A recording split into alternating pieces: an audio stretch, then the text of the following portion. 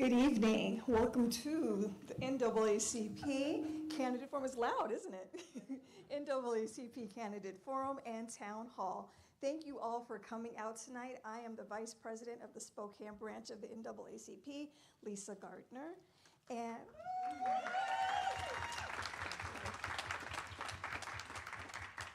And I am your host, and so tonight we do have our media partners, KYRS, and we also have our moderators that will be here this evening. I would like to start off by saying a very, very thank you to our NAACP Civic Engagement Committee. They're the ones who are the blood, sweat, and tears behind everything that's happening here tonight and leading up to today. So thank you to our Civic Engagement. Can we please give them a round? Thank you. I would like to thank our panelists and our moderators for being here today. We'd like to thank our partners who joined with us in this effort. It definitely was a community effort, and we wanted to make sure that our voices from the community are being heard. I don't know if you all know, but tonight is not a debate. It is just a community forum. We have some questions that the panelists will ask that will generate conversation. So we want to keep this very civil and engaging and answer a lot of questions that the community wants to hear. So without further ado, I would like to turn it over to our moderators. Our first up, we have Jordy Blaine from KREM 2 News.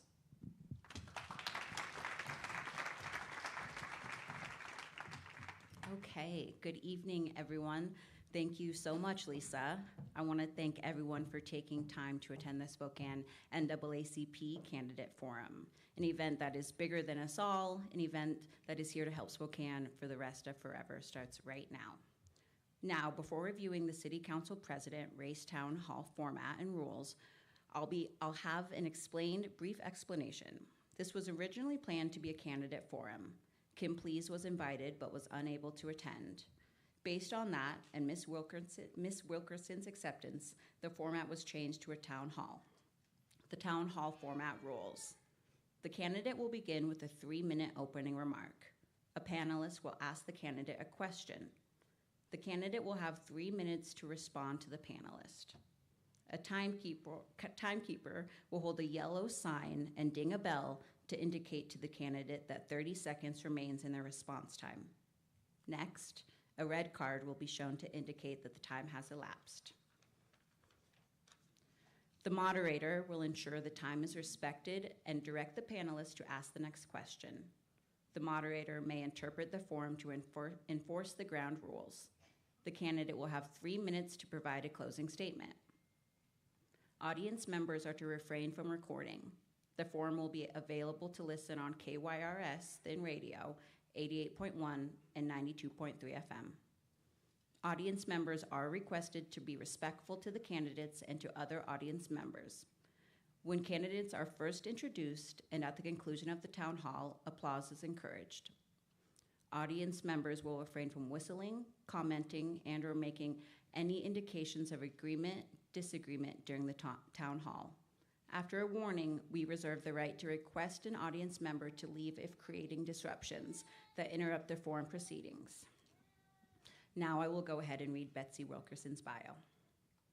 Betsy Wilkerson is a community leader, council member, business owner, and grandmother. She is running for Spokane City Council President because Spokane deserves experienced leadership that listens and to build bridges in our community and ensure Spokane is safe, vibrant, and affordable for generations to come. As our moderator this evening, we have Chief Journalist and a friend of mine, Amanda Rowley. We also have a panel made up of Reverend Walter Kendricks with Spokane NAACP and SCAR. We have Jennifer Contreras with Nuestras Racias, formerly HBPA, the Professional Hispanic Business Alliance, and Juliana Rep with the Native American Alliance for Policy and Action. Now, without further ado, I would like to introduce our moderator, Amanda Rowley.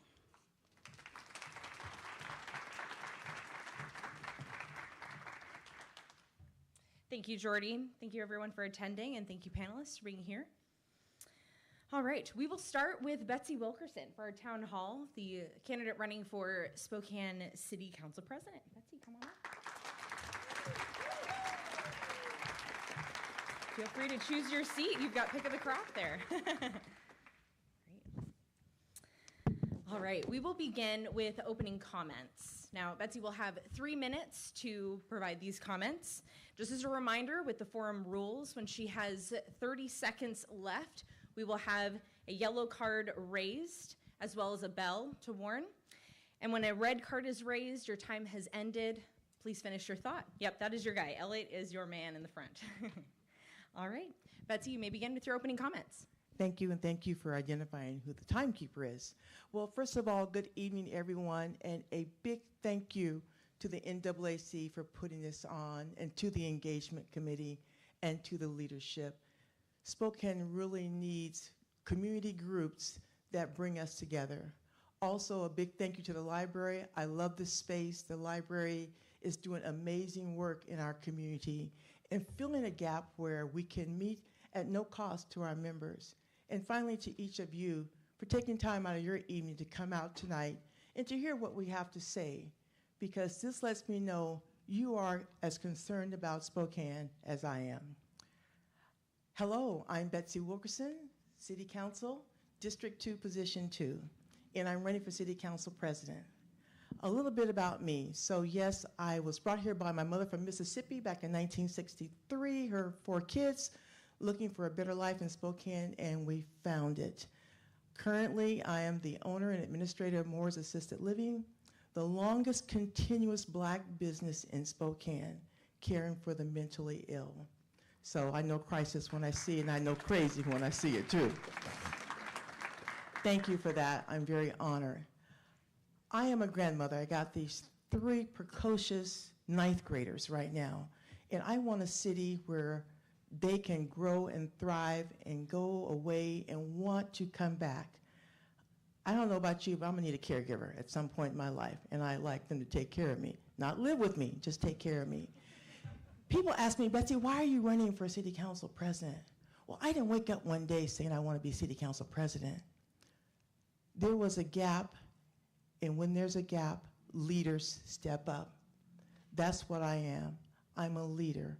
I saw a need and I stepped up. I have a long history of community engagement in Spokane, starting back my first days with Girl Scouts raising money and selling cookies, but opportunities to go on to volunteer with the Women Helping Women Fund, the Junior Leagues, the Innovate Foundation, 16 years on the Criminal Justice Committee under 3 different governors, currently the chair of the Association of Washington Cities. That's 281 if you don't know, very diverse from small towns to Seattle, and currently the chair of the Spokane Regional Transportation Committee and also the finance chair for the city. So I am excited for this opportunity, and I believe I'm what Spokane needs for the next chapter in its future. Thank you, Betsy. We will now have our first panelist take their question for Ms. Wilkerson. We'll begin with Jennifer Contreras. We're swapped around here. Thank you. We'll have Jennifer begin. And just as a reminder, Ms. Wilkerson will have 3 minutes to respond to this question. We'll take the first question. How important is implementing DEI in city government? Critical, critical, critical, critical. If you look at the census data and how our city is growing across not just Spokane, but the state and our country, our future will not all look just like us in this room. So we have to make sure that we are learning and preparing to make sure, because they are our workers of today and tomorrow. One of the first things I had the privilege of doing was setting up a sub-equity committee on council and operationalizing it, so when I'm not there, it will still be there. Betsy, why did you do that? Because there were voices that were not being heard in our community. When I ran for the seat, the first thing I committed to was amplifying the voices that have not been heard and the marginalized. How we learn to interact with each other personally, but in city government, the services we provide to you, that has to be equitable and fair for everyone. It will not only help with our hiring processes, but it will also help with retention. And I think if we don't really lean into that, we'll certainly be missing the boat. Thank you. All right.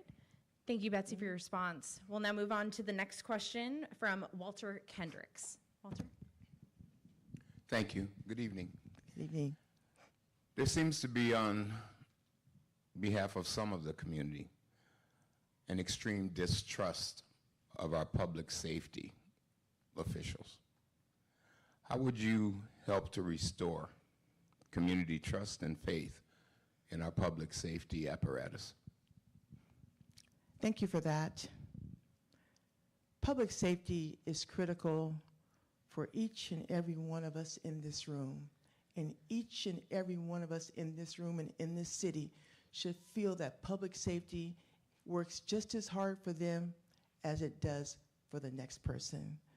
There are perceptions out there, and some are real. I'm not dismissing that for sure, because some people really do feel that public safety is not for them. I will share, I've had a couple of experiences, not only myself, but my son, and it's challenging in what we see every day on TV. It's not happening here per se, but we see it and it feeds into our thinking. So going forward with public safety, it will be important, and I will lead and collaborate that we have to start having these community conversations with our public safety officers. We need our neighborhood resource officers back in our neighborhoods. And the chief has talked about community policing. I support community policing. I don't think it has been rolled out as much as we would like to see it rolled out. And I know part of that is staffing, but the first thing is we have to come back to the table and start having honest, authentic conversations. I've kind of joked, like, just put us in a room and lock the door. And let's stay there until we figure it out, because really, we cannot afford not to address this. I spoke about this as we look for economic development in our sports arenas. People of color are coming here to play sports, and they're young people. And if they don't feel welcome here, or it takes one incident, that will undo all the economic development we have been working for. And that's not what we want. But in the end, we want everybody to feel safe, but communication will be the key to really to bridge that distrust in our community. Thank you, Betsy. We'll move on to the third question from Juliana Rep. Again, you have 3 minutes. How can we create housing for unhoused folks, especially BIPOC people who have traditionally been redlined or denied housing loans, or low-income people who can't find affordable rentals?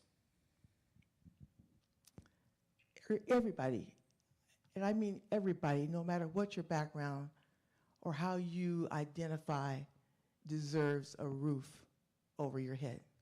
Spokane is a very compassionate community, and I believe that's what we all want.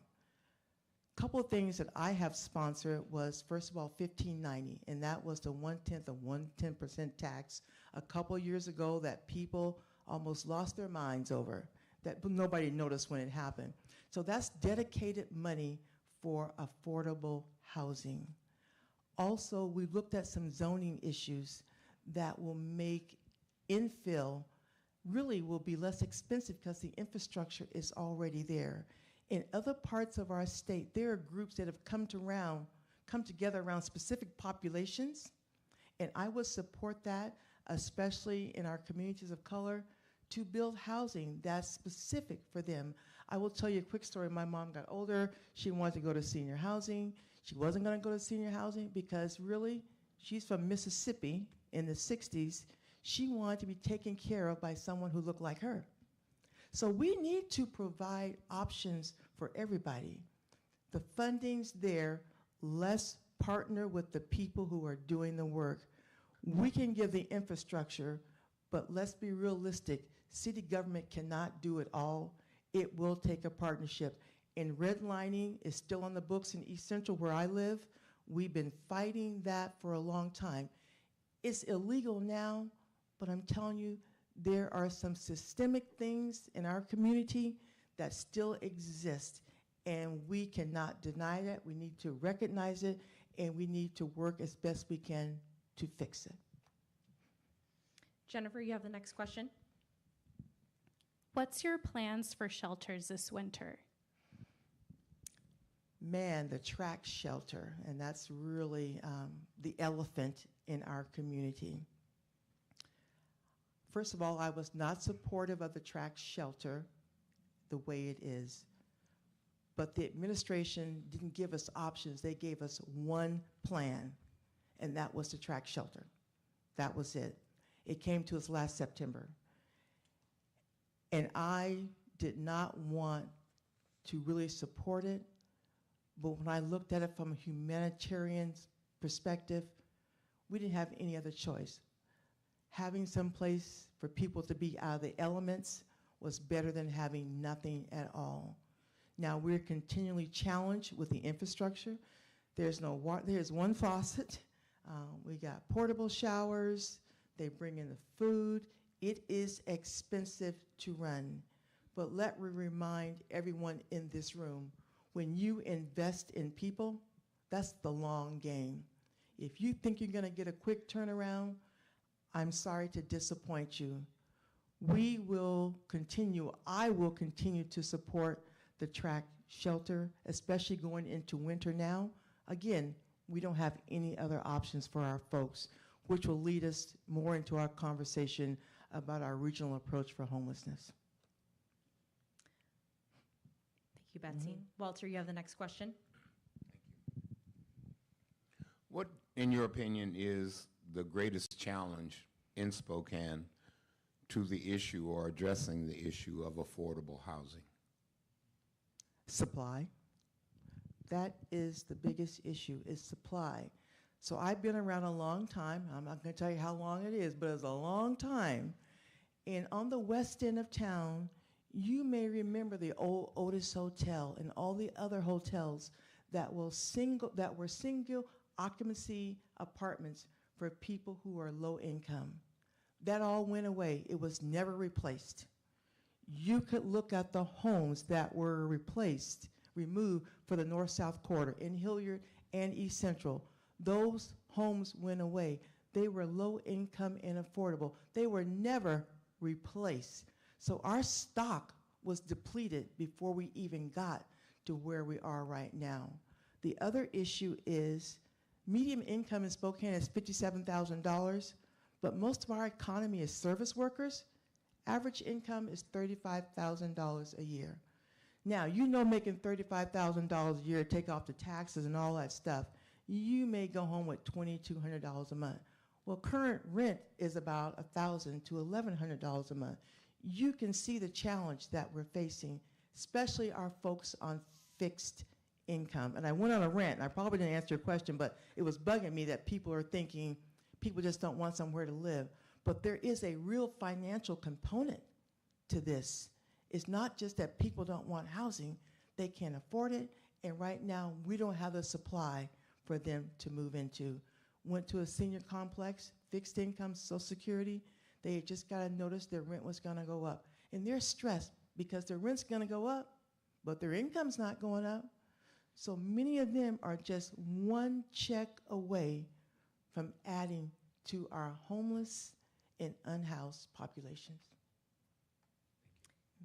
Juliana, you have the next question. Thank you. BIPOC people continue to be overrepresented in Spokane's criminal justice system.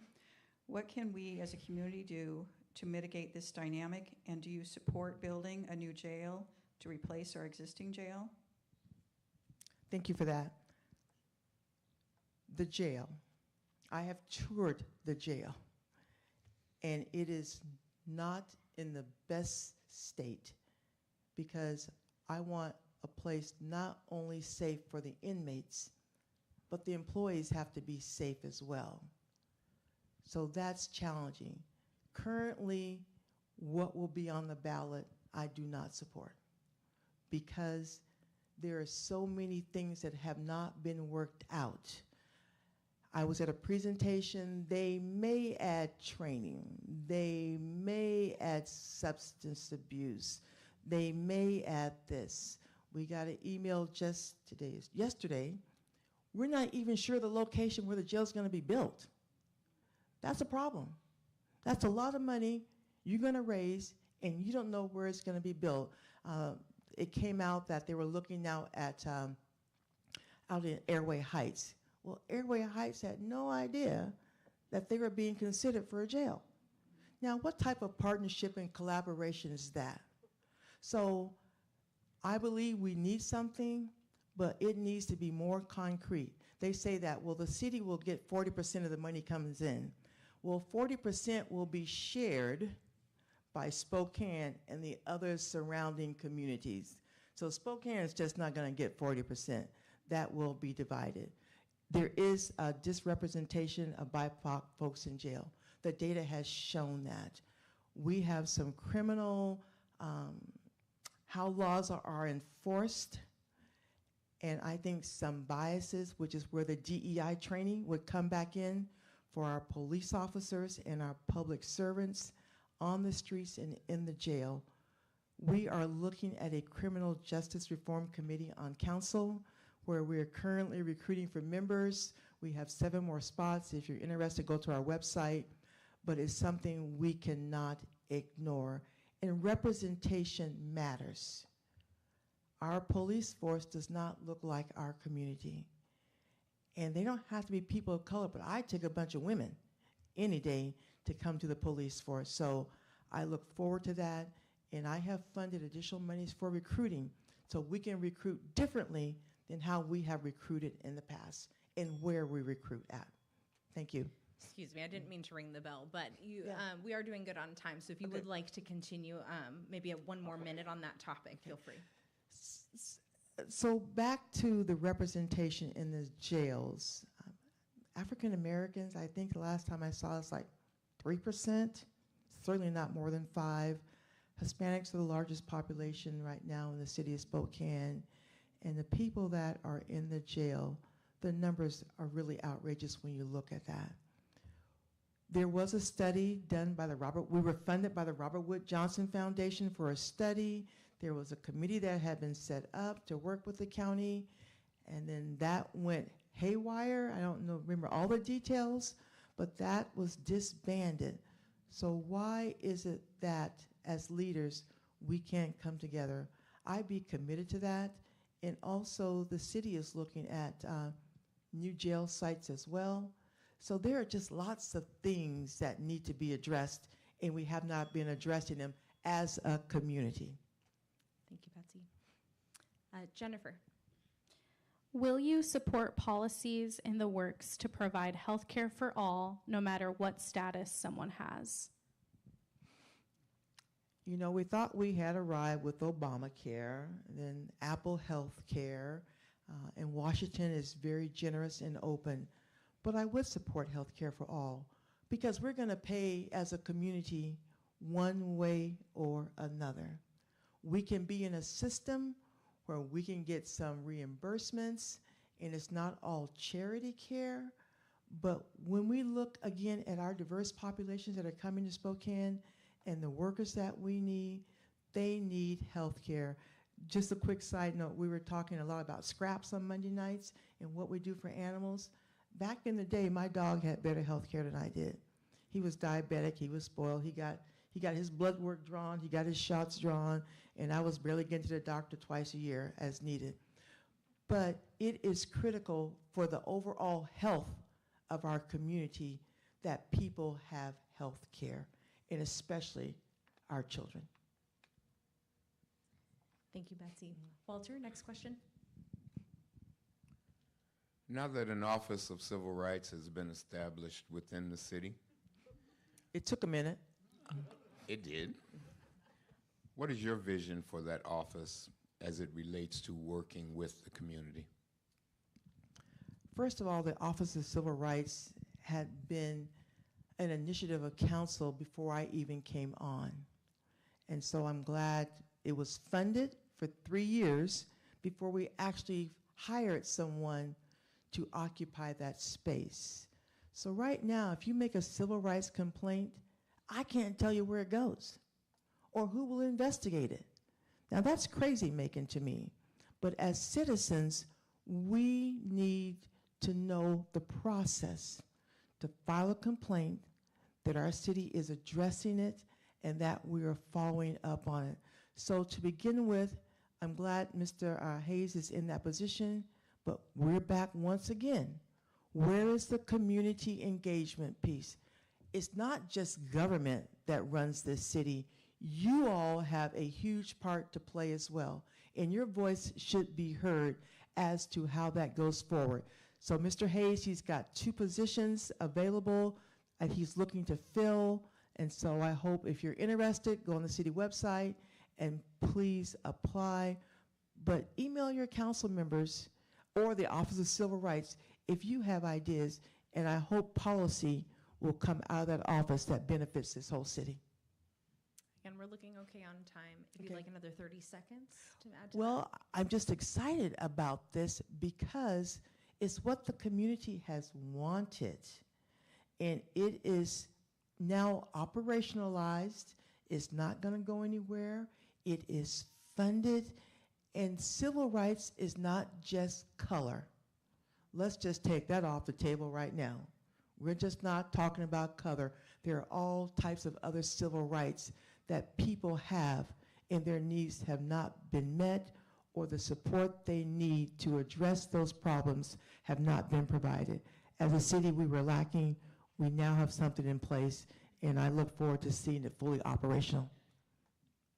Juliana, did you have one more question there? I do, thank you. What are your thoughts on land acknowledgements? And along with that, what is your working relationship with the urban Indian community, voters of Spokane? Love them, love them, love them, love my urban sisters and brothers. I'll say the first thing when I came on council, I had the opportunity to partner with them on the renaming of Fort George Wright Way to Wistocks Way. When I spoke with them, they had been trying to get that across the finish line for years. They just needed someone on council to advocate for them. And they showed up, and they let me know and they let council know exactly how they felt they had been left out of the government process. They live in Spokane too. I mean, there's over 200 tribes. I may have not quite number, but a significant number of tribes in our region and a significant number of our native sisters and brothers. I support the land acknowledgement. What I would like to do at City Council, if I'm council president, is to actually read it every Monday night. It's just printed on the legislative agenda. It should be read. If it's important to us, we should say it every time. Please hold your applause. Please hold your applause till the end, please. Thank you. If you'd like another minute on that. Well, again, let's read the land acknowledgement. They were here, and they deserve our respect. And it doesn't take that long, but it reminds us every Monday night that we honor unceded lands of tribal members. Thank you, Betsy. Jennifer, did you have another question?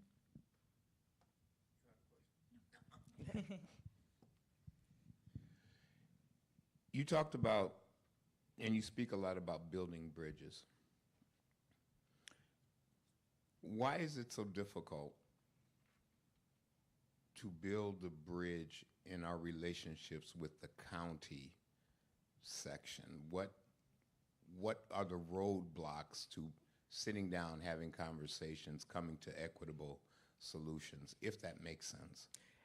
That does make sense, and the county is certainly our partner, and I'm really honored and privileged to say that Commissioner Cooney and I have been friends for more years than I can remember. Before she married Max, we have been friends. I just think the relationship part of government has been so siloed. It's just Spokane, and we take care of our own, and they take care of everything else around us. But the reality is, it's everything, because everything the city of Spokane does impacts Millwood, Liberty Lake, Spokane Valley, Airway Heights, Deer Park. And I think we're finally getting to recognize we cannot operate in one-off decisions, and we really need to be at the table. Also, we have to take personality out of politics, because really we should be able to disagree and go have drinks, whatever drink you like. So, in whatever time of day that might be, you go have a drink or break bread together and maintain that relationship. I think that's just a challenge for many politicians. It becomes personal when it should be about policy. It should be about policy, and it should be about the people we are trying to serve, that we have been elected to serve, to make the best decisions that we can. So we have to put that aside and look at the greater good for our whole region. And bridges will be critical, because it's not going to get any easier going forward. But if we work together, we can make the load a little lighter. Hey, Juliana. Thank you. What Spokane BIPOC businesses are you familiar with, and what would your plans be to grow new BIPOC businesses in our city? Wow, there's a lot of them, mostly restaurants that I eat at all the time. There are the restaurants, of course, in East Central, up on 29th. Many of the food trucks that are around, the business owner with the office supplies, in the arts that are growing. So if you know or don't know, under the American Rescue Recovery Funds, I funded and shepherded $5 million to go to small businesses and nonprofits. And I specifically targeted small businesses because many of them are our BIPOC businesses that are just getting started. Also, $1 million towards our cultural grants, because when COVID hit, a lot of that went away. So how could we help fund them for recovery to get back up and going? Tacos and tequila, it is a happening thing whenever you go. The Asian Lunar celebration, those are two things that I supported to fund, because Spokane is super rich in culture, but it seems like you don't know it if you don't know somebody else who knows it. So how do we promote that? And I think a partnership with GSI, and not only our BIPOC businesses, but any of our small businesses. What I realized during COVID, they were the engine that kept Spokane going. The big ones could shut down, but the small ones, the mom and pops, and thank God, because I would have starved if they had closed their doors. So we need to look at the economic engine of Spokane in every neighborhood, and it takes all of our businesses in every neighborhood, not just downtown, which is critical, but Perry, East Central, Hilliard, Monroe, Garland.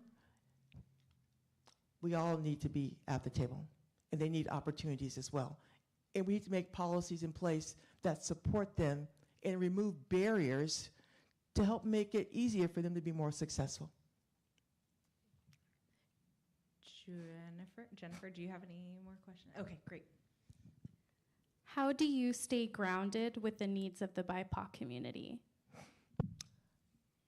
Well, many are my friends, and that really helps because we just care about each other. Then we're able to talk about the challenges and the opportunities in our community.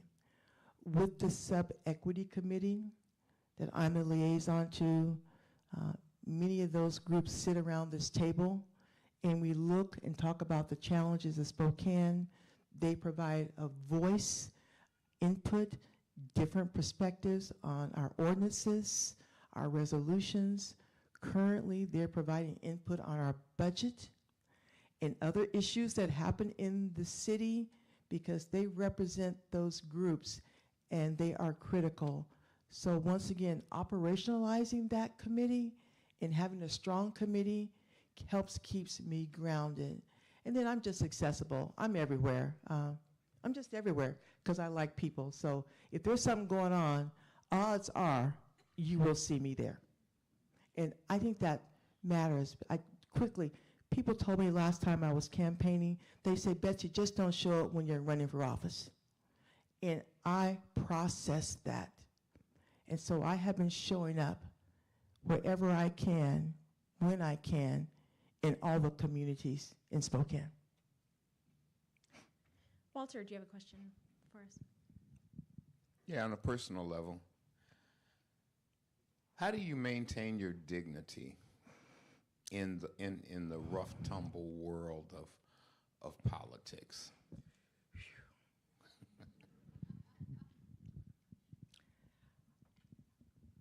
I was at a conference of electeds, and I was kind of joking, but I wasn't, because electeds need PTSD training. Because we are often attacked, but we're not in the position to respond.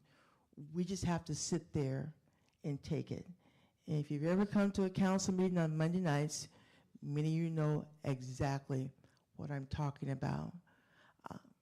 I am very grounded in who I am and what I believe and my faith. And I have learned through my volunteer life, it's not about me. That's not what I tell my children. But for the community, it's not about me.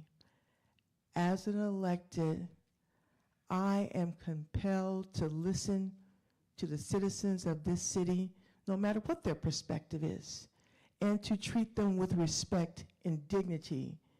You would hope it runs both ways, but many times it does not.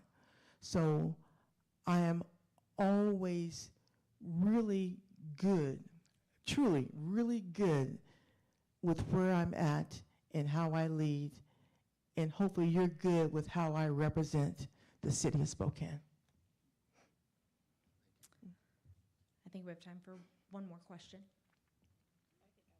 You're done. Well- All right. Well, then that means So how much time do I have? it is now time for your closing comments. So again, Betsy will have 3 minutes to make her final comments. Betsy?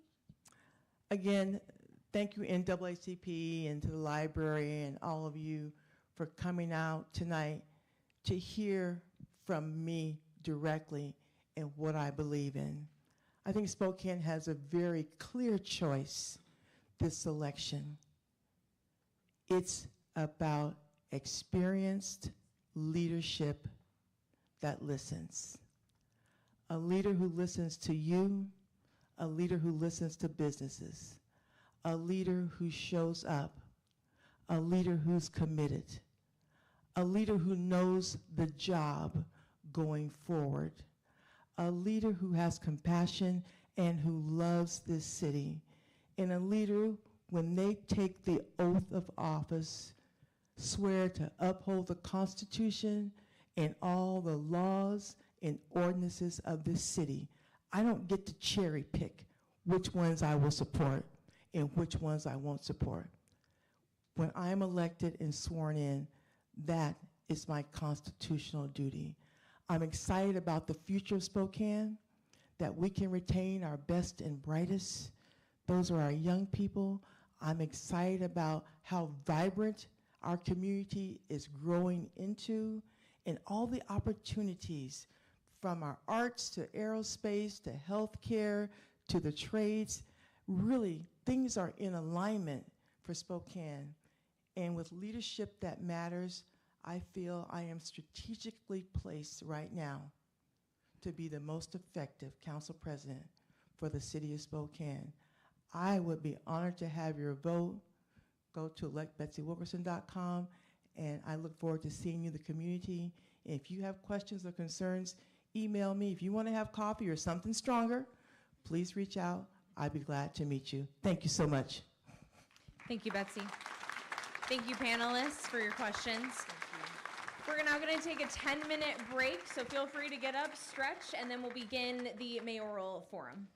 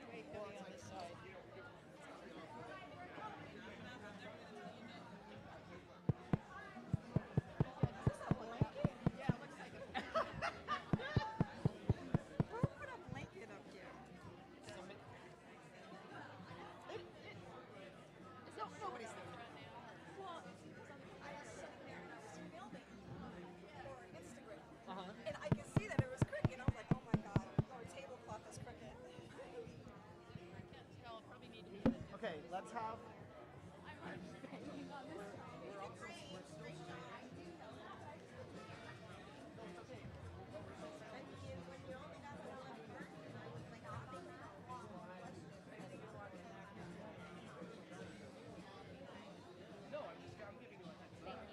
Except they'll have heard all of that. Hey, but I couldn't hear that when I.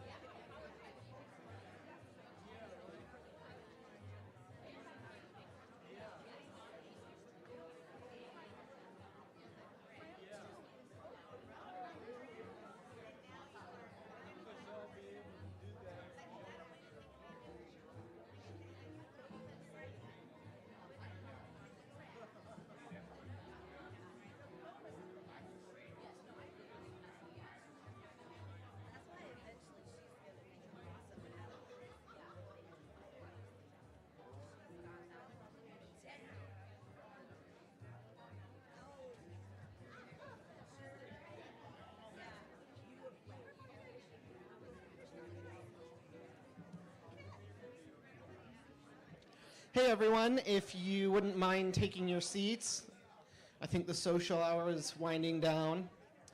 My name is Shane. I'm the current affairs specialist here at Spokane Public Library. I do a lot of programming related to current affairs. I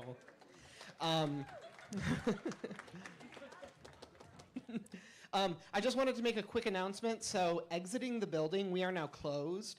So your exits are a little more limited than they would otherwise be. If you parked in the garage, you can take elevator A, which you can't see from here, but it's just around the corner there, and that one has garage access. So I would just recommend taking that down, getting in your car, and the gates will be open and you can leave. If you parked, if you came in from outside, you can use the south entrance that goes out to Main, and you can exit that way.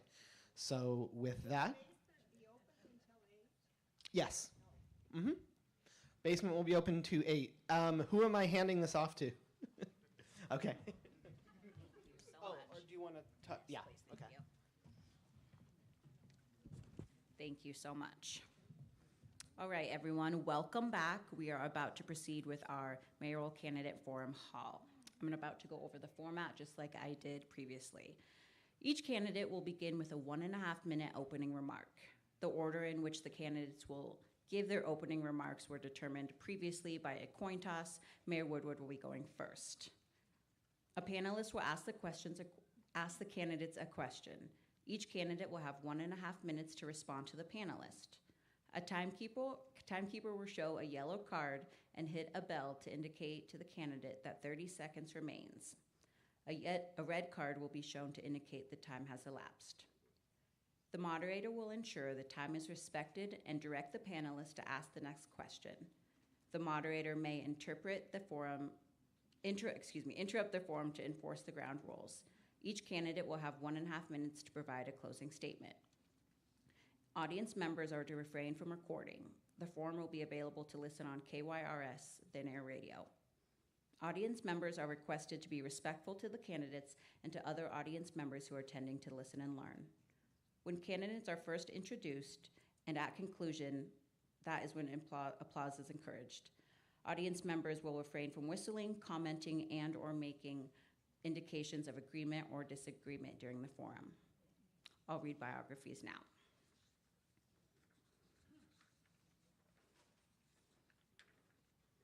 Spokane Mayor Nadine Woodward is a champion for public safety, housing, homelessness, economic development, and mental health advancements for Spokane.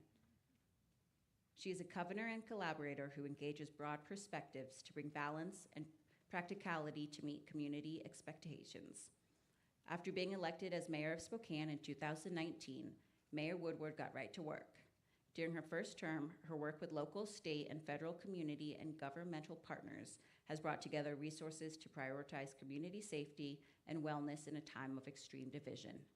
She has embraced community expectations of support, accountability, and advancements with a practical and orderly approach that has drawn attention and support nationwide. Mayor Woodward worked her way through college, graduating from the University of Portland in 1985 with a Bachelor of Science degree. Prior to being elected mayor in 2019, she was an award-winning broadcast journalist. During a 28 career on Spokane television, she shared with us the highs and lows of decades. During her award-winning television career, Mayor Woodward made the Spokane community the focus of her work, both on and off camera. Along the way, Mayor Woodward and her husband, Bruce, raised 2 beautiful children, her son, Connor, and her daughter, Coley. Lisa Brown is a champion for Spokane. As an economist, educator, civic leader, and former state legislator, Lisa has spent her career working to bring resources and investments to Spokane.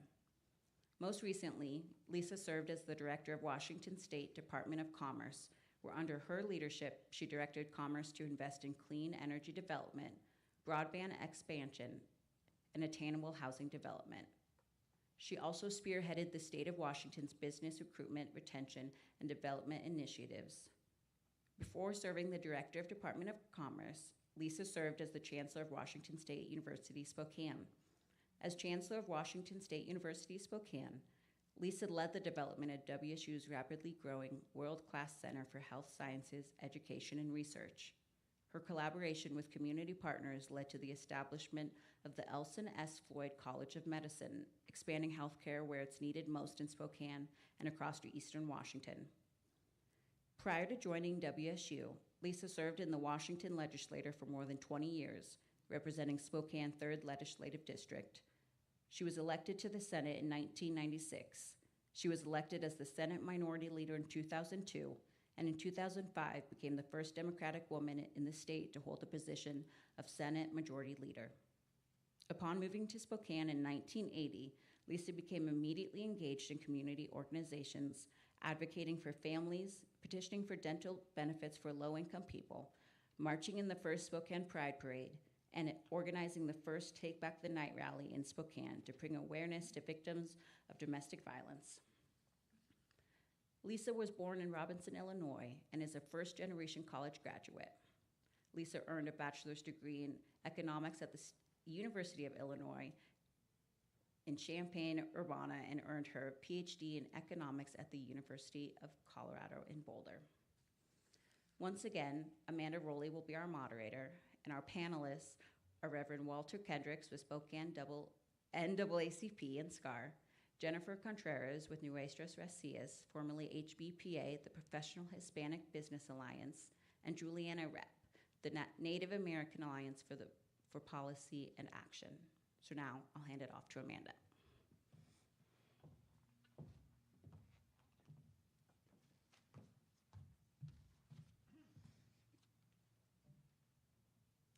Thank you, Jordy.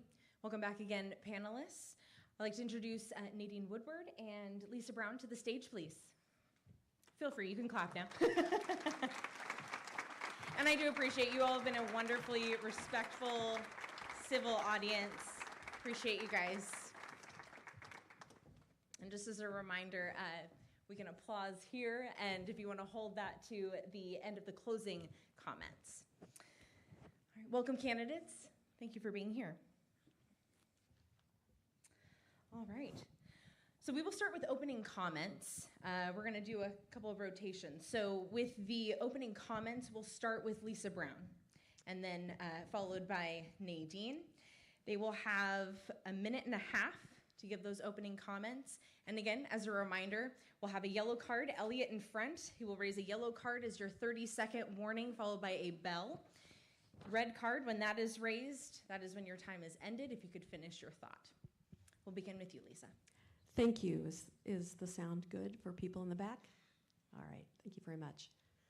Hi, I'm Lisa Brown. I'm running for mayor because I think Spokane deserves experienced collaborative leadership, and I can bring that. Whether your ancestors fished and traded by the river here, or you went to LC and you have 3 generations at LC, Rogers, or Ferris, or whether you're new as a student or an immigrant, I think most of us in Spokane actually want mostly the same thing. We want to be safe where we live, work, and play. We want to cherish our good schools and good parks, with good job opportunities and good support for working parents, everything from preschool to graduate school. And we want city government to work. We want the streets to be plowed.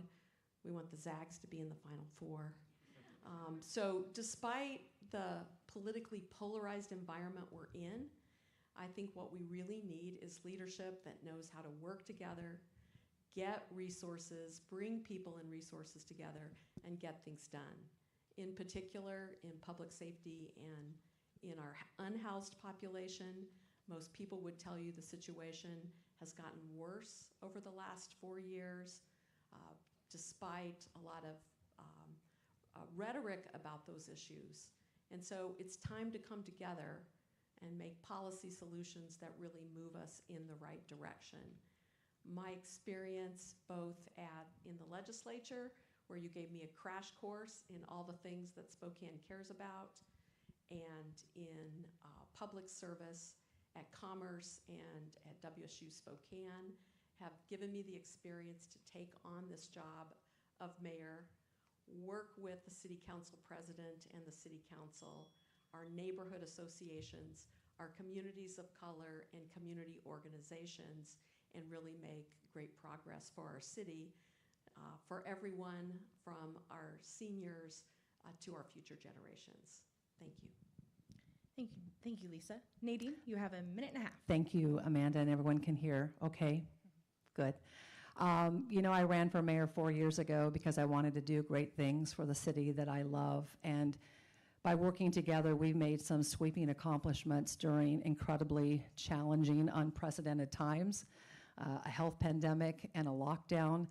We advocated with the governor to make sure that we could open back up by regional metrics, not a one-size-fits-all statewide opening plan. We were the biggest county in the state to open up our businesses back up. A housing crisis. We have made incredible advancements in our ability to offer flexibility on single-family lots. You can now build a triplex, a duplex, a fourplex. We were able to get more flexibility in zoning to incentivize housing before the state did, and we got national attention for it. Despite the fact that council does have a 5-2 supermajority over me and I don't have any veto power, we worked together on that, and it passed unanimously. Other challenges, summer of protests, our first riot. I am a law and order mayor, and I directed law enforcement to make sure that our downtown was safe and our businesses were protected. The police chief and I have been very active in the legislature to get back the tools that our officers need that were taken away during police reform efforts, the ability to pursue, to be able to arrest again for possession. And we passed a ban in the city of Spokane on drug use in public spaces to make our community safe. But you know, we're at a turning point. I really believe crime has gone up. I have fought to keep our city safe. We revised sit and lie, illegal camping. I don't believe in homeless programs or policies that don't have accountability in them, like Lisa's idea of so-called safe parking lots for people to live in their vehicles. We have increased capacity in our regional shelter system by hundreds and hundreds of low barrier beds with wraparound services at the Trent Resource and Assistance Center. But the policies that there's a clear contrast between the two of us, and either we're going to keep moving forward or we're going to go backwards. And I really believe that this is about our city's quality of life and our future. Thank you, Nadine. I think that was a red card, right? Okay, apologies, I missed the yellow card. Thank you, Nadine. We'll move on to the first question. Now we'll rotate which candidate will answer the first question as we rotate through the panelists, excuse me. So we'll begin with the first question coming from Jennifer Contreras. And Lisa, you will have the opportunity to answer the question first. Again, each candidate will have a minute and a half to respond, and you'll have 30 seconds left. That'll be the yellow card raised. Red card will ask for your to finish up your thought. Jennifer, go ahead. What are your plans for shelters this winter? Well, unfortunately, I won't be able to implement until after the election if I'm elected, but let's do the basic math. There are at least over 2,000 unhoused people, and there are 1,000 emergency beds right now and in the entire system. And that expanded by a net of only 200 over the last 4 years. So I intend to work closely with nonprofit providers as well as the business community and faith community to quickly pull together additional options to bring people inside. Nobody wants people camping in parking lots in Spokane in December, and we need to create more spaces for people to come inside, and we need more behavioral health and peer navigators to do outreach to our unhoused population in order to connect them to services that will help them on their journey to stability. What we don't need is solely a law enforcement response. We definitely need law enforcement when laws are being broken and when people are threatened in any way, personally or property crimes. But I believe street outreach teams could be a good part of our homelessness response, and that the co-responder unit within the city of Spokane is good but not large enough for the scale of the issue. And so we definitely need to create sustainable funding for that unit and expand it as well. But we can do that with cooperation among the mayor and the city council. And I will be looking for ways to explore moving away from the track shelter, which I think is not a best practice and has been a waste of city resources. Thank you, Lisa. Nadine? Thank you for that. We have added more than 200 beds to our regional homeless shelter system. We added a young adults shelter operated by Volunteers of America since I've been in office. We've opened up the Way Out shelter operated by the Salvation Army, and we opened up TRAC, the Trent Resource and Assistance Center. That is also where we have additional capacity that we can create for inclement weather, whether that is winter, summer heat, or the fall wildfire smoke. And that is actually an ordinance passed by the City Council, so we are required to offer more capacity during inclement weather. I think Trent is a success story because there are 300 people who would normally be on the street that are there on any given night. It is modeled after the navigation centers that the City of Houston operates, where people are brought in from encampments. They're given a space, a bed, 3 meals a day, wraparound services on site, which Revive is our service provider there. And we're going to start offering virtual court very, very soon, because a lot of individuals who go through our shelter system have criminal justice histories, and they need to be able to resolve those issues before they move through the system. And we can do that all on site. We have had great success in moving people from track to transitional shelters to stabilize them even more so, get them connected to services, and then into permanent housing.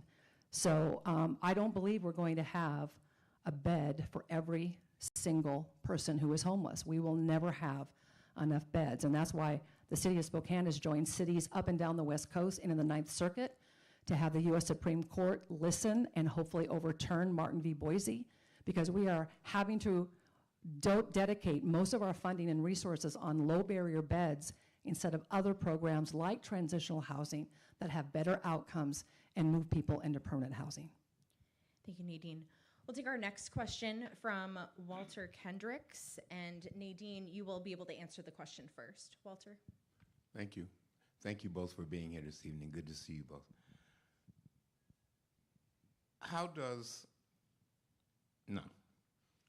First, do you believe in transformative and or restorative justice? And then the second part to that would be, how does a tough on crime stance relate to that? Thank you, Pastor Kendricks. I do believe that the criminal justice system is an option.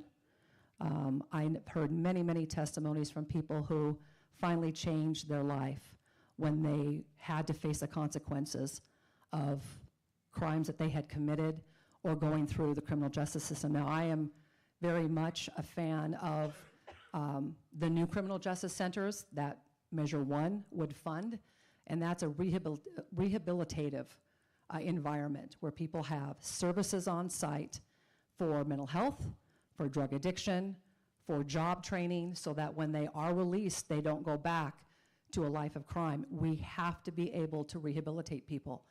The question I get from the community continuously is, well, what do you do with somebody who's so deep in their addiction and they don't want help, or they can't, they're not of the mindset where they can make that decision on their own? That's why I advocated it with 27 other mayors that I got to sign a letter to the legislature this last session when the Blake decision was being resolved. And we wanted tougher guardrails to compel people to get help, because some people either can't get help because they can't make that decision on their own, or they won't get help. And I just believe that that has to be an option. Lisa? Thank you. Thank you, Pastor Kendricks. Yes, I do believe in restorative justice. I think we have to start with where are we? And we're at a place where there are racial disparities throughout our criminal justice system. And we have to dismantle them as part of our work in this community. That means training at all levels of the system in implicit bias, in de-escalation tactics, and so forth. It also means opportunities for diversion and therapeutic courts. We definitely need more collaboration regionally, but I do not support the proposition for the jail because there's a lot of what could it be, what could it provide, but that hasn't been really built from the ground up with community input. The correctional officers even agreed that it should be delayed until we had that appropriate process. And I'd like to see the city and county come together and talk about, and frankly, in a across the political spectrum way, talk about what those investments really need to be. A significant amount of it has to be in behavioral health, and there have been some steps in the right direction there with the crisis stabilization unit that the county was able to construct with commerce dollars, but we need much more capacity for that. We need detox for youth, for example. It's a gap in our system right now. And so law enforcement itself also must be Lisa, your time accountable. is up. We'll take our third question from Juliana Rep. And Lisa, you will have the opportunity to answer first. What are your thoughts on land acknowledgements, considering they're controversial within Native communities themselves? And a second question is, what is your working relationship with the urban Indian or Native community voters of Spokane?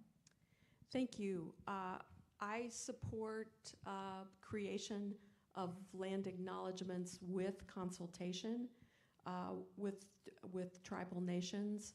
I also acknowledge for Spokane that we have not only our government-to-government relations with tribal nations, but we have a very large urban indigenous population that come from many tribal nations. So that is something that is part of our reality. It's a rich and important part of our reality. And my personal relationship has been both at the community level in all the different roles that I played in the community. For example, at Washington State University, we had a Native American Health Sciences Advisory Group with representation from a variety of tribal nations. And at Commerce, I hired our first tribal liaison full-time for the agency. That's something I would do as mayor as well in order to both engage in the government-to-government relationships, which I think can be quite productive for our community, but also with urban Native issues, which may not be government to government, but certainly have impact across the community given the high population. I also believe that every issue is an indigenous issue. So there are health issues, there are small business issues, there are criminal justice and economic opportunity issues. So in creating representation within the city, Native populations will be at the table. Thank you. Thank you, Lisa. Nadine.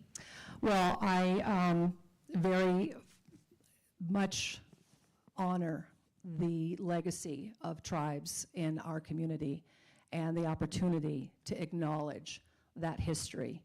I go to many, many events, and happy to see that that is now part of a regular acknowledgement that I hadn't seen before in my 33 years being a member of this community. The city of Spokane is right now working on a project with some of our city-owned land along the riverbanks to be able to work with the tribes and offer a Native American Learning Center which is going through the process. It's a lengthy process. It also will go through the state legislature, but really excited about that project. We have had partnerships with different Native groups. Native Project does a wonderful service for healthcare and behavioral health in our community.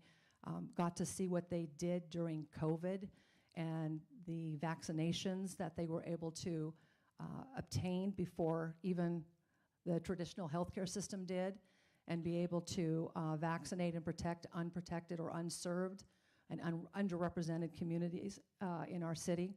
So it's a rich history, and we need to never forget the sacrifices that have been made where we are today.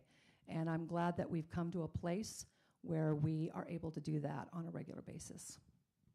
Thank you, Nadine. We'll take our next question from Jennifer, and Nadine, you'll answer first. How do you stay grounded with the needs of Black, Indigenous, and people of color? How do I stay grounded? Could you Yes. expound on that? Yes, like, do you attend events led by people of color in Spokane? Do you support stuff like that? Thank you. Well, we're very active in the BIPOC community. I have great relationships with many of our community businesses and nonprofits. Very active in the Martin Luther King Jr. Community Center with Michael Brown's Fresh Soul and the youth programs that he puts on. Our police department has a Police Activities League that every summer brings in children from communities of color, underrepresented communities, and creates good relationships with our police department. I visited all of those this summer. It's probably the most popular volunteer programs that we have with the police department. I think that's extremely important. We have done I think a good job of trying to bring diversity to our police department and recruit people of color and more women. So we have some good relationships. We also are working to expand minority-owned businesses and help startups through a formal relationship that we have with the Small Business Administration and AHANA, which is a multi-ethnic business association. So at many different levels, we are involved with whether it's a nonprofit, a business, or any organization. And I'm very happy with the involvement with that. Thank you, Nadine. Lisa, you may begin. Thank you. Well, I will take that question both in terms of personally and professionally. So personally, it's an issue for me of just being social with my friends and community events that I attend, as well as engagement with the community's cultural events, whether it's Unity in the community for the past, however, maybe 20 years that it's been going on, or cultural events. When it's professional, I also have worked hard to have people I can consult with and utilize as a sounding board, both informally and formally. So, of course, we've lost one of those great voices in our community, Sandy Williams, who was someone that I could talk to or would call me, and we communicated a lot about the vision for the Carl Maxey Center and the potential resources available for that. I have to stop in and see Tony from time to time at Native Project and hear about her vision for what will be happening there. I stay connected to both organization, business leaders, and nonprofit leaders as well.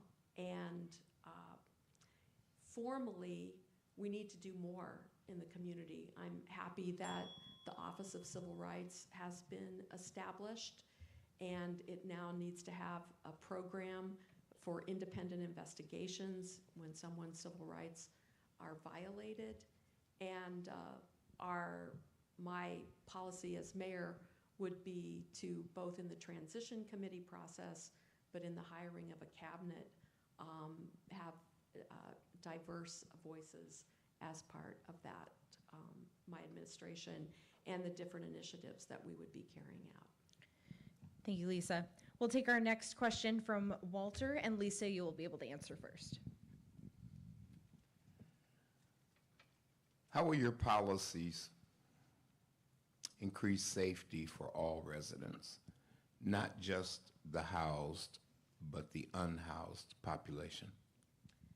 Thank you for asking that question. I don't believe we can really get to a true improvement in public safety, in the perception and reality of public safety in Spokane, if we don't improve our response to the unhoused population. So number one, that is a key part, and I have a plan for how to do that. That is part of bringing together a true navigation center model that coordinates all the providers in the community, as well as outreach, homeless outreach by street medicine teams and co-responder teams and people with lived experience. But public safety is also about transparency. And so we deserve as a community to have the numbers. What are the police response rates and times to different calls? And what are they by neighborhood? That's information that I would pledge to share with the community so that we can understand levels of service and so that we can appropriately decide if we're getting appropriate levels of service, if we need to improve staffing or funding or readjust staffing in order to achieve more equity in terms of those rates of response.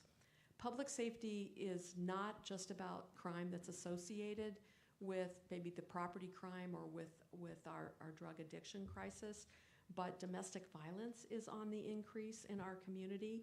And so we need to get to the acknowledgement of how economic insecurity that affects probably 1 out of 3 families in Spokane is increasing stress on families, and we need to do much more public awareness and engagement in order to take on domestic violence. This is the month to do that, so connect with the YWCA and others and wear purple and get engaged with so that we can break the cycle of family violence. Okay, Nadine? Well, our police department is engaged in all communities, regardless of whether they're housed or unhoused. In fact, the unhoused oftentimes are preyed upon when they are on the streets or in encampments. And so that's something that our police department is very focused on. We are working to make sure that we have more housing available for those who are unhoused, and we can talk about that in another question. But our police department is a model for national police reform. It's been a model across the state. It's been a model across the country. They've executed or implemented 42 recommendations from the Department of Justice. There was a use of force commission in which they implemented 24 recommendations. They receive 40 hours a year, some of them, depending on their job, 80 hours a year of implicit bias, alternative dispute resolution, and de-escalation training. They are doing an incredible job. And when you think about the calls to service, they're answering about 275 calls a day. Last year, they answered 100,000 calls. Those calls are becoming more violent. They're more dangerous to them. And so I don't support tools or legislation that takes their tools away from them, because they need to be able to do the job that they signed up to do, risking their lives on the street every single day. The good thing about our community is the overwhelming majority of our community supports our law enforcement. I am proud of our police chief, who is engaged in many, many diverse communities and is doing the job that I want him to do as mayor. And we have police oversight. Every police negotiation, labor union that we negotiate with the police department, we are strengthening the powers of the ombudsman and creating more oversight. We have a civilian Oversight Commission of 5 individuals. And of all the calls that our officers respond to, there are 3 complaints a month. Nadine, your time is up. Thank you. Our next question will come from Juliana. Nadine, you'll go first. What can we do as a community to mitigate the dynamic that Black, Indigenous, or people of color people continue to be overrepresented in Spokane's criminal justice system? And I know that Lisa Brown addressed this earlier, but I would like to know your both of your positions on the issue of do you support building a new jail to replace our existing jail? And I did mention that I supported Measure 1, but it's not the jail that we have now. Our jail right now is antiquated, it's understaffed, poorly designed. I just did a tour of it a couple weeks ago. Those who are in our jail spend way too much time in their cells because there's no space for them. It's just, and we're not rehabilitating them. We have to provide communities of color and diverse communities more opportunities in life. We need to start working upstream and identifying families, children and families in our schools that need wraparound services and supports. We have to create an expectation that our children will graduate high school and go on to college. The city of Spokane just seeded $5 million of ARPA funds into an initiative called Launch Northwest. The county matched that with $5 million.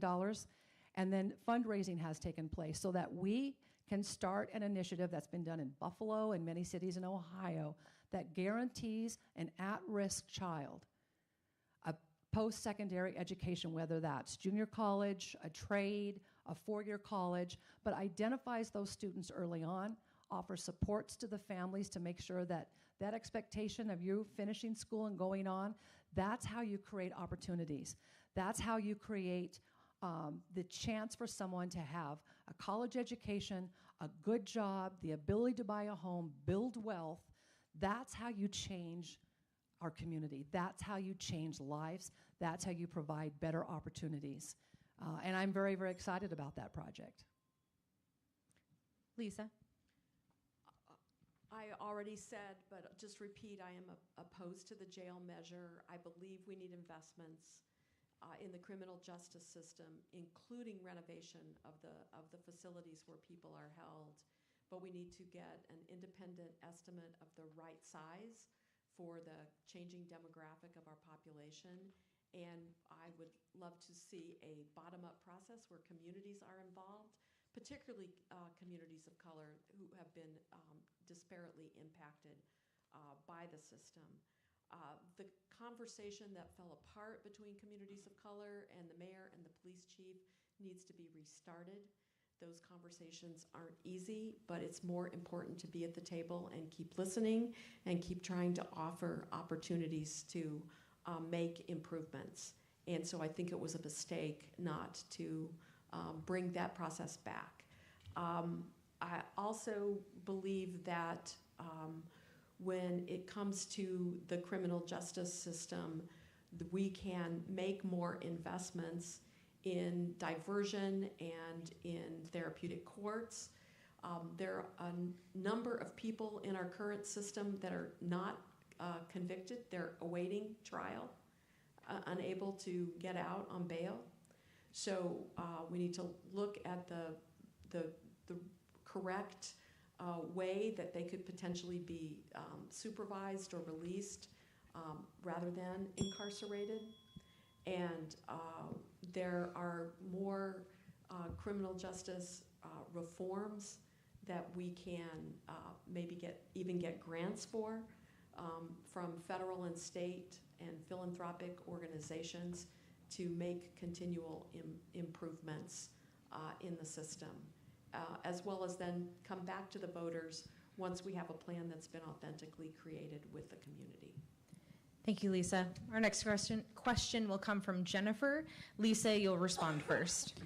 Do you plan on providing accessibility for land banking to nonprofits to build affordable housing?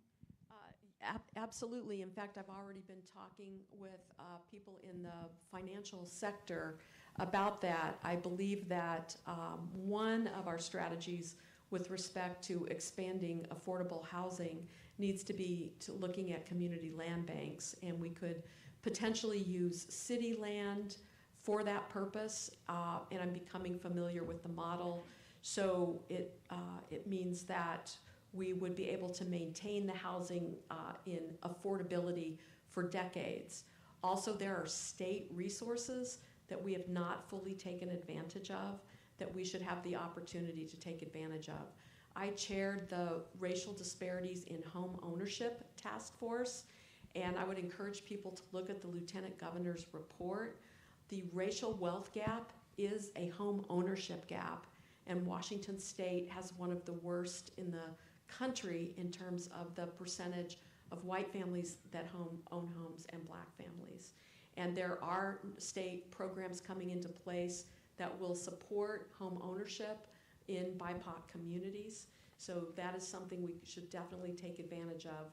But we have to increase the supply of both affordable and middle housing. And that is something that we'll need various tools to do.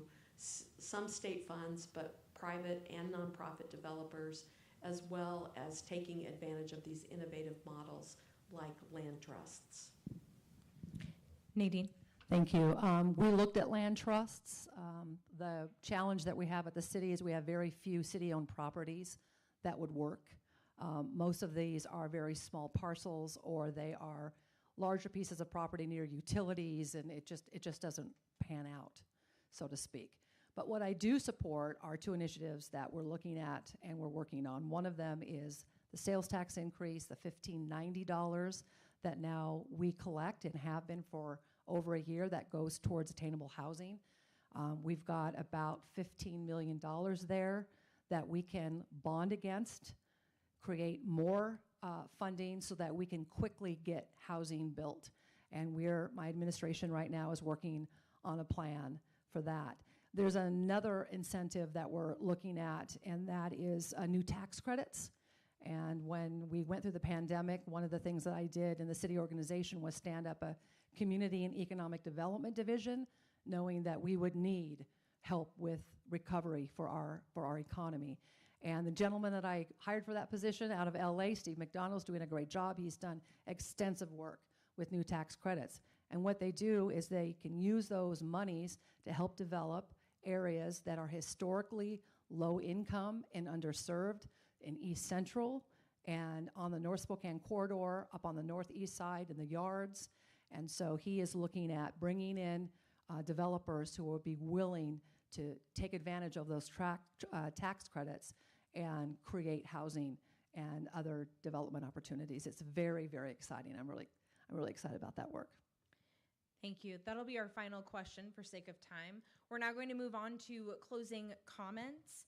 Each candidate will have a minute and a half to give their final comments. We're going to have Lisa give her first response, followed by Nadine. Again, a minute and a half. Lisa? Thank you so much, KYRS. I've been a member since the beginning. NAACP, I've been a member for several years and respect so much that you've been here since 1919. And the Spokane Public Library and everyone who showed up tonight. Experienced collaborative leadership is what Spokane deserves, and that's what I'll provide. Theme of my campaign has been A Better Way by Ben Harper. If you don't know the song, go look up the lyrics, because I really think it describes where we're at right now and where we can be if we work collaboratively together. And just one piece of the lyrics, he says, "Fools will be fools and wise will be wise, but I will look reality straight in the eye." And I think that's what we need right now. I think we need to talk honestly about our challenges.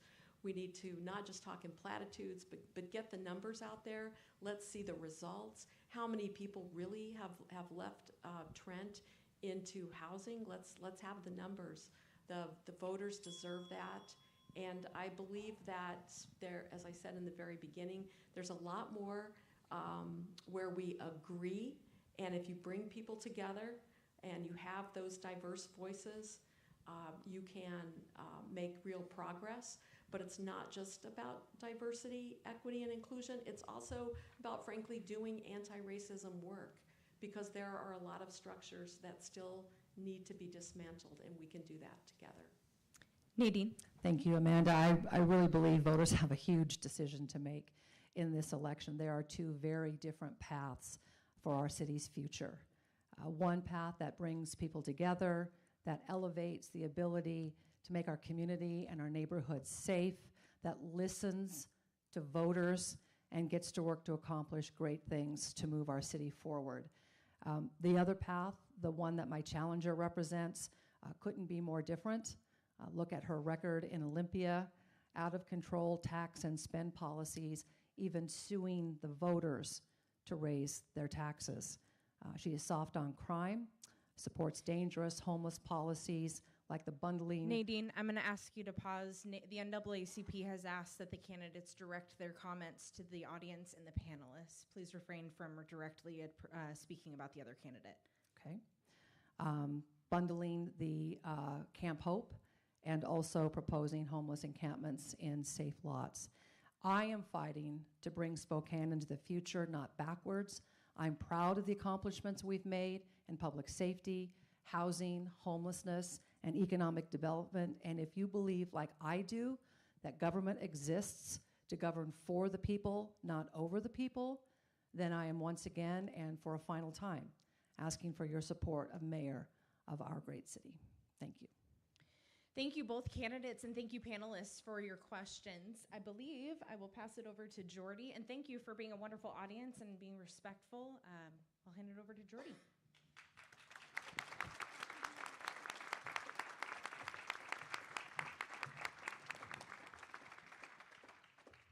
Thank you so much, ladies. Thank you, panelists. Thank you, everyone, for attending this evening. We are so thankful. Now, Lisa, I will pass it off to you.